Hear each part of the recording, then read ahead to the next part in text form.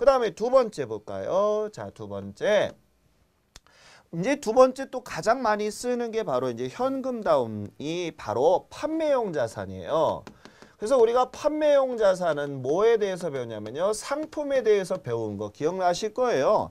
그래서 우리가 상품이라는 친구는 우리가 판매하는 자산을 얘기하는 거예요. 이때 우리가 상품도 자산이란 말이에요. 그래서 우리가 자산의 증가는 차변이고 감소는 대변이에요. 그래서 우리가 상품은 어떻게 해야지만 늘어날까? 자, 제가 지금 상품을 팔려고 그래요. 어떻게 해야지만 상품이 늘어나요? 자꾸 사와야지만 되잖아요. 이때 우리가 사는 것을 뭐라 한다? 매입.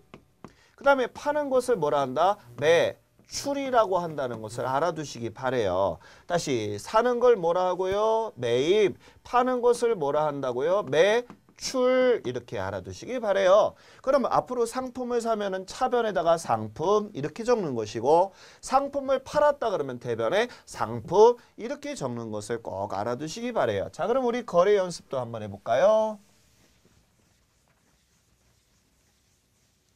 자, 이렇게 돼 있어요. 자, 상품. 자, 상품 1,000원을, 자, 1,000원을 매입하고, 자, 샀어요.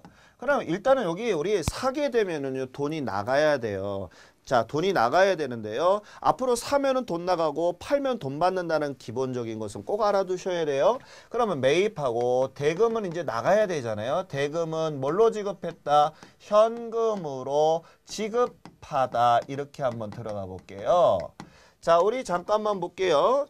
우리 상품을 매입했잖아요. 그 다음에 현금으로 또 나갔어요. 물론 현금이 있으면 다행이에요. 우리가 현금이 나가면 무슨 변에 적는 걸 알았어요? 대변에 현금 1,000원 이렇게 적는데 왜 나갔어요? 상품을 뭐 하느라고요? 상품을 사느라고 나갔잖아요. 그럼 앞으로 상품을 구입하면 차변에 뭐라고 적으라? 차변에 상품 이렇게 적어주는 거예요. 그래서 상품을 샀구나 이런 개념을 좀 머릿속에 담아주시면 되겠네요. 그래서 아하, 차변에 상품이 있다는 얘기는 상품이 늘어났잖아요. 상품을 사고 돈이 나갔다 이런 개념을 알아두시기 바랍니다. 그래서 상품을 매입했다 그러면 무슨 변에 적어요? 매입하면 무슨 변? 차변에 적는다는 거 알아두시고요. 만약에 이렇게 되면 어떻게 되죠? 대금은 수표를 발행해서 지급했다. 수표 발행해서 지급하다라고 하게 되면요. 여기다 무슨 예금이 나가는 거예요? 당좌 예금이 빠지겠죠.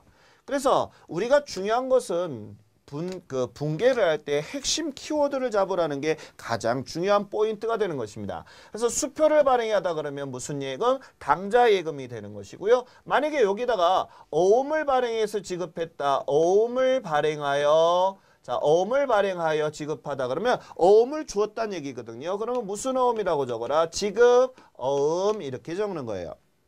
그 다음에 만약에 대금은요. 만약에 이렇게 되면 어떻게 될까요? 대금은 외상으로 하다. 외상으로 하다 이렇게 했어요. 그러면 이건 뭐라고 적어야 될까요? 자, 상품을 샀는데 대금은 외상이라는 얘기예요. 그러면 외상으로 사왔다는 얘기잖아요. 자, 봐요. 외상으로 상품을 사면 우리는 뭐라고 적어야 돼요? 외상 매입금 이렇게 적는 거예요. 그러면 아하, 상품을 샀는데 자, 어떻게 샀다고요? 외상으로 매입했구나 하는 것을 알 수가 있습니다. 그래서 우리가 앞으로 매입하면은 무슨 변에 적고 차변에 적고 그래서 외상이다 이렇게 나왔어요. 만약에 이렇게 적으면 어떻게 될까요?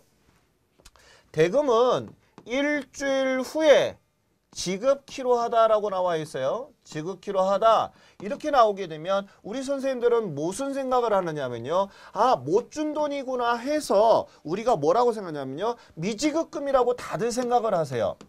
그러는 순간이 떨어지게 됩니다. 자, 우리 여기서 하나만 정리할게요. 제가 계정 과목 설명할 때 혹 기억하나 모르겠어요. 상품거래의 외상거래는요. 두 가지 친구를 쓸 수가 있어요. 하나는 뭐에 대해서 쓰냐면요. 매출 채권이라는 친구하고요. 그 다음에 하나는 매입 채무라는 친구를 써야 된다는 거예요. 그래서 우리가 매출 채권이라고 하는 것은 어떤 친구들이 있느냐 하면요. 외상 매출금이라는 친구와 외상 매출금과 그 다음에 무슨 어음? 받을 어음이라는 친구가 있고요. 그 다음 매입 채무라고 하는 것은 외상 매입금과 외상 매입금과 지급 어음에 대해서 우리가 써야 된다는 것을 꼭 좀 알아두시기 바라겠습니다. 그래서 우리가 판매용 즉 외상으로 매입하게 되면 외상 거래일 때는 매출 채권과 무슨 계정에 대해서만 쓴다. 매입 채무에 대해서 쓴다는 개념을 꼭 좀 알아두시기 바라겠습니다. 그래서 매출 채권 이런 거래는 오로지 무슨 거래에서만 써라. 상품 거래에서만 쓴다는 거 알아두시기 바래요. 그러면 우리가 일주일 후에 지급키로 하다 그러면 미지급금이란 말을 쓸 수가 없다. 왜? 왜 못 쓴다 그랬어요? 미지급금이나 미수금은 우리가 상품거래 이외 거래에서만 쓴다고 그랬지 상품거래에서는 쓸 수가 없어요. 하기 때문에 여기다 뭐라고 써야 된다? 외상 매입금이라고 써야 되겠죠. 다시 한번 정리 한번 해볼게요. 자, 상품을 1,000원을 뭐하고 매입하고 자, 대금은 일주일 후 지급키로 하다. 이렇게 되면 뭐라고 한다고요? 일단 상품을 샀죠? 차변에 뭐라고 적어라? 상품 1,000원 이렇게 적고요. 그 다음에 일주일 후에 지급하기로 하다 그래서 미지급금이라고 적으면 안 된다고 그랬어요. 자, 이것도 무슨 거래라는 얘기예요? 외상거래예요. 그래서 상품일 때는 무조건 어떤 친구들 외상거래 둘 중에 하나 쓰란 얘기예요. 매출에 관련된 것은 이 친구들을 써야 되고 매입에 관련된 것은 요 둘 중에 하나를 쓰라는 거거든요. 그렇기 때문에 대금은 외상으로 한 거랑 똑같으니까 뭐라고 적어라? 외상 매입금 이렇게 적는 것입니다. 그래서 우리 선생님들이 꼭 좀 알아두셨으면 좋겠네요. 자, 그래서 요 매입하는 거래를 봤어요. 자, 그 다음에 요번에 또 매출하는 거래를 잠깐만 볼게요. 자, 상품 자, 4,000원이라고 할까요? 4,000원을 매출하고 대금은 현금으로 받다라고 하는 거래가 있습니다. 자, 우리 거래가 있으면 분개해야 되잖아요. 맞죠? 그러면 일단은 뼈대를 핵심 키워드를 찾아요. 현금을 받다라는 것도 있고 또 상품을 뭐 했다? 매출했다라는 것도 알 수가 있습니다. 그럼 일단은 우리가 이 현금은 우리가 나중에 보고요. 중요한 것은 상품을 매출하는 게 주잖아요. 그러면 팔았다 하는 거니까 대변에 뭐라고 적을까? 상품 이렇게 적는단 말이에요. 사면은 차변이지만 팔면은 무슨 변에 적어요? 대변에. 얼마큼 팔았어요? 4,000원만큼을 팔고 대금은 받아야 되는데 현금으로 받았으니까 차변에 현금 4,000원 이렇게 적겠죠. 아, 상품을 팔고 현금으로 받았다 이런 개념이죠. 만약에 이렇게 되면 어떻게 될까요? 자, 대금은 어음으로 받다. 자, 어음을 받았어요. 그러면 여기다 무슨 어음이라고 적을까? 자, 어음을 받으면 무슨 어음? 받을 어음 이렇게 되겠죠. 만약에 수표로 받았다. 자, 여기 수표로 받으면 우리가 타인이 발행한 수표는 현금처리예요. 수표로 받아서 즉시 당좌예입하다라고 하게 되면 여기다 뭐라고 적을까? 당좌예금 이렇게 적으면 되는 거고요. 만약 이렇게 됐을 때는 어떻게 될까요? 대금은 외상이다. 자, 대금은 외상이다. 이렇게 들어가면 이거 어떻게 될까? 자, 한번 볼까요? 외상으로 상품을 뭐 했어요? 매출했죠. 그러면 외상으로 상품을 팔면 뭐라고 적어라? 외상 매출금이라고 적게 되는 것이지요. 자, 이렇게 정도돼. 만약에 이렇게 됐을 때는 어떻게 될 것이냐? 대금은 일주일 후에 받기로 하다 이렇게 됐어요. 그럼 여기서 또 혼동하시면 안 돼. 일주일 후에 받기로 하다라고 하게 되면 못 받은 돈이니까 미수금 아니냐 이렇게 생각하면 큰 오산이다는 얘기예요. 왜? 미수금이나 미지급금은 상품 거래에서는 쓸 수가 있다 없다? 없다라고 했잖아요. 그래서 무조건 상품 거래에서의 외상 거래는 매출 채권과 매입 채무만 쓰자라고 약속을 했기 때문에 미수금이나 미지급금은 쓸 수가 없어요. 그러면 이건 뭐라고 써야 될까? 자, 대금은 일주일에 받기로 했다는 얘기니까 결론은 뭐다? 외상 매출금이다라고 써주는 것이라는 걸 알아두시기 바라겠습니다. 자, 그 다음에 여기 또 볼까요? 자, 요번에는요. 상품에 대해서 매출하는 거리인데 한 단계 좀 업그레이드 돼서 한번 들어가 보자고요. 자, 어떤 거래가 있느냐 하면요. 자, 상품이 있어요. 자, 상품 한데요. 원가가 1,000원짜리예요. 근데 이것을 1,200원에 자, 매출하고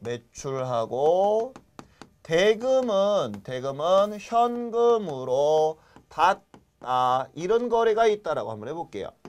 그러면 우리가 이런 거래가 있으면은요, 우리가 뭐 해야 돼요? 차변과 대변에 나누어서 적어줘야 되잖아요. 맞죠? 그럼 우리 분개 한번 해봐요. 상품을 뭐 했어요? 일단은요, 상품을 매출했잖아요. 그럼 우리가 머릿속에서 뭐가 돼야 돼요? 아, 상품 팔았구나. 무슨 변에 적어라? 대변에다가 적는 거 맞죠? 자, 대변에 상품 이렇게 적어요.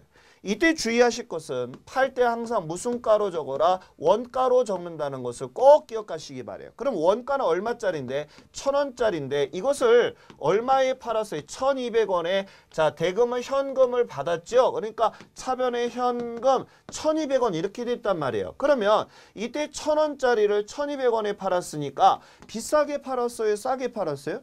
비싸게 팔았지. 얼마큼 비싸게 팔았어요? 200원만큼. 그러면 이때 200원만큼 이익 생겼단 말이에요. 뭐 함으로써? 상품을 매출함으로써 이익이 생겼다라는 것입니다. 이렇게 우리가 원가와 이익을 따로따로 이렇게 기장을 하는 것을 우리는 분기법의 기장이다라고 하는데요. 앞으로 꼭 주의하실 게 있어요. 항상 상품이 아닌 비품이나 건물이나 모든 것 팔 때는 항상 무슨 가로 대변에다가 적어준다? 원가로 적어준다는 개념을 놓치시면 안 됩니다. 자, 다시 무슨 가로 적어라? 원가. 그래서 비싸게 팔면 뭐라 하고요? 상품 매출 이익. 싸게 팔면 차변에는 상품 매출 손실. 이렇게 차변의 합계 금액과 대변의 합계 금액은 같아야 된다는 원리. 무슨 원리? 대차 평균의 원리라는 거 알아두시고요. 자, 이렇게 상품을 팔 때는 상품을 매출할 때는요. 상품을 매출할 때는 항상 무슨 가로 적으라는 거 원가로 기장한다는 것을 꼭 기억하셔야 되겠습니다. 자, 다시 한번 정리 한번 해볼게요. 자, 우리 회계에서 가장 많이 나오는 거래가 뭐라고 했어요? 현금이죠? 현금을 먼저 봐라. 현금을 받으면 무슨 변에 적고 차변 쓰면은 무슨 변에 적어라? 대변 이렇게 적고요. 그 다음에 상품도 사면은 차변 팔면은 무슨 변? 대변에 적을 때 이때 상품의 모든 외상거래는 두 가지 친구를 쓰는데 뭐하고 뭐만 쓰라고 약속해 있다. 매출 채권과 매입 채무에 대해서만 쓴다는 개념을 머릿속에 꼭 좀 기억 좀 해주시고요. 자, 이때 상품을 매출할 때는 항상 무슨 가를 적어라? 원가로 적고 나서 이익이 생겼는지 손실이 생겼는지를 우리가 알아본다는 개념 꼭 좀 알아두시고요. 다음 시간에는 요거 이어서 세 가지 이어서 또 들어가도록 하겠습니다. 잠깐 쉬었다 할까요? 수고하셨습니다.